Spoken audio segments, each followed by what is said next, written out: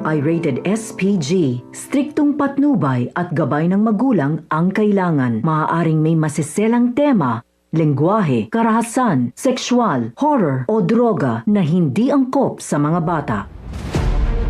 Patindi na po ng patindi ang mga eksena, maging ang kaganapan na ating pagkatutukan at ating nga rin namang pagkasubaybayan dito lang sa ating pinagkatutukan at pinagkasubaybayan tuwing hapon na prinsesa ng City Jail. Simula pa lang nga din naman kasi ito na ito nga rin naman kasing si Raymond ay hindi nga rin naman magdadalawang isip na alamin ang totoo. Matapos nga rin naman kasi na magduda na ito hindi lang dito kay Divina maging dito din kay Libby.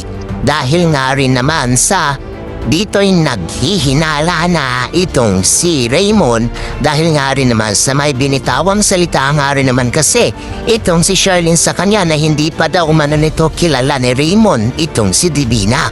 Kaya dito nang inalam o alamin nga nitong si Raymond ang tila tinatagong sekreto at lihim na revelasyon nga nitong si Libby ay naging daan nga rin naman ito para sa ganon ay mapatunayan na nga rin naman at malaman na nitong si Raymond ang totoong tinatago at lihim nga rin namang revelasyong pinagkakaingat-ingatan at tinatago nitong si Libby sa kanya. Dahil dito nga rin naman ay malalaman nga rin naman niya mula mismo dito nga rin naman kay Leilani na nakausap nito na ang katotohanang nilihim na at tinago sa kanya nitong si Divina. Kaya dito, nang magharap nga sila ng kanyang ina na si Sonia, sasabihin nga nitong si Raymond dito kay Sonia na, "Hindi ko anak si Libby, mama. Hindi mo siya tunay na apo.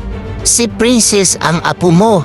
Ano kaya ang gagawin nga nitong si Sonia? Maniniwala ba siya sa sasabihin nga nitong si Raymond sa kanya?